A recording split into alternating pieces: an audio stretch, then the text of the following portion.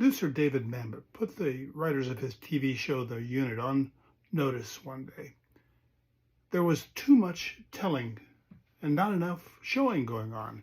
He told them the audience will not tune in to watch information. You wouldn't, I wouldn't, no one else would or will. The audience will only tune in and stay tuned in to watch drama. No magic fairy dust will make a boring, useless, redundant, or merely informative scene dramatic. But if you pretend the characters can't speak and write a silent movie, you'll be writing great drama. You'll be forced to tell the story in pictures. Mamet's tirade with his writing team produces a good lens for exploring dimensions of what has been my career in fundraising. I've spent that career helping leaders raise funds by painting word pictures, pictures that tell their organization's stories. Across my career in fundraising, Mamet's show me, don't tell me principle has been my stock in trade. Phase one of my career began when I was an 8-year-old Cub Scout. I just wanted to earn enough money to buy a basketball. So I sold greeting cards during my Cub Scouts PAC's annual neighbor-to-neighbor fundraising drive, selling all occasion cards. Think Hallmark and then envision the exact opposite of that in quality. People bought them, however. Years later, I understood why neighbors chose to be the hero in my little story. My story was that I wanted to buy a basketball, so my pitch wasn't too polished. I would go next door and tell the neighbor, Mrs. Jones, I'm selling these Cub Scout greeting cards to help the Scouts and so I can buy a basketball. That conversation at a neighbor's front door is what David Mamet meant by an action scene that moves a story forward. In a day, I earned enough to buy my ball. Phase two of my career began when I was a freshman at The Ohio State University. I volunteered to be the president of a student organization, and that was just as the anti-war protests were spreading on our campus. Our organization was training people to protest with conflict resolution, not rocks and sticks.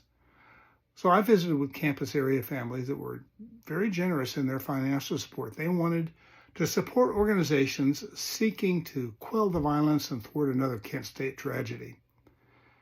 Phase three of my career began when I graduated. I joined an international nonprofit organization.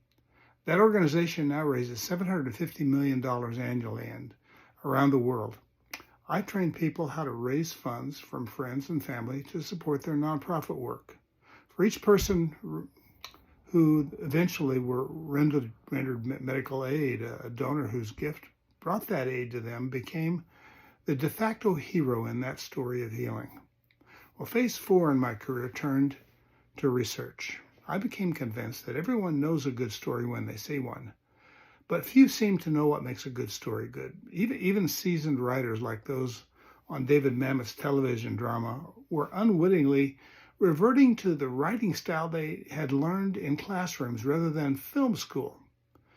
I conducted a research project supervised by USC's Douglas Biber, a linguist and professor who had developed a way to count how often certain kinds of linguistic features occur in text, those that create highly informational copy versus those that create story copy.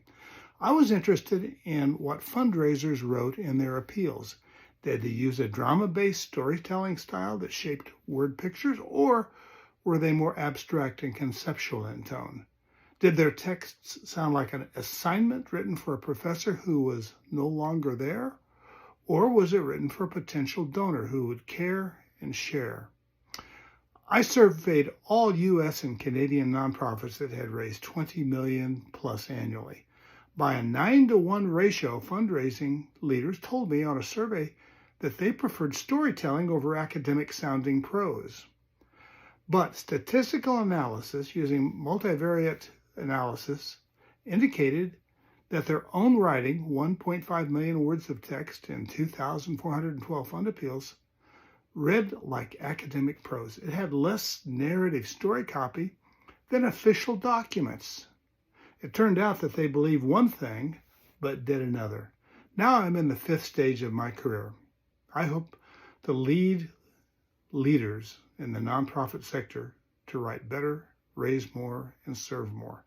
I hope to be an exorcist, as it were, who helps leaders cast off and cast out stiff expository prose, language that makes a reader hear, see, smell, and taste and touch what the writer sensed and reduced to writing.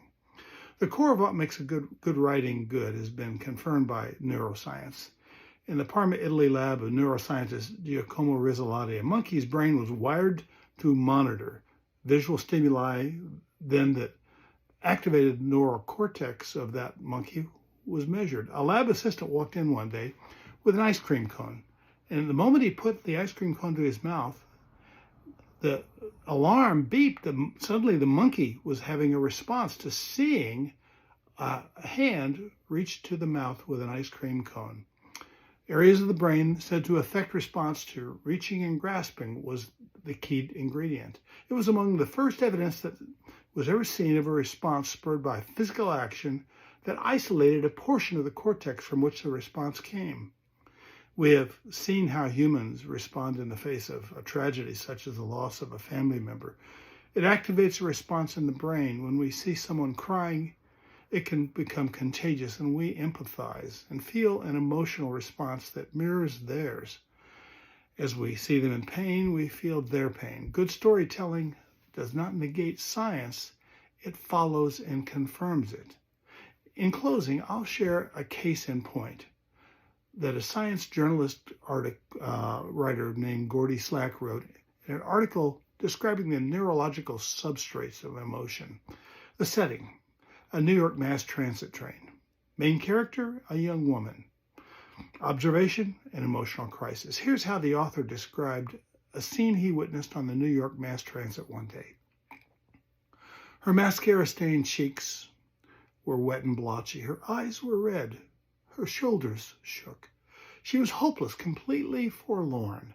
When I got off the F train, I stood on the platform paralyzed by emotions. Hers, I'd taken them with me. I stood there, tears streaming down my cheeks, but I had no death in the family, no breakup, no terminal diagnosis, and I didn't even know her or why she cried. But the emotional pain, her pain, now my pain, was as real as day.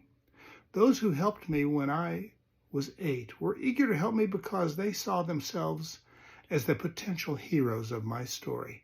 Same for all the stories I've considered here. These findings don't contradict hard science, they reflect it, and they help nonprofit leaders write better, raise more, and serve more.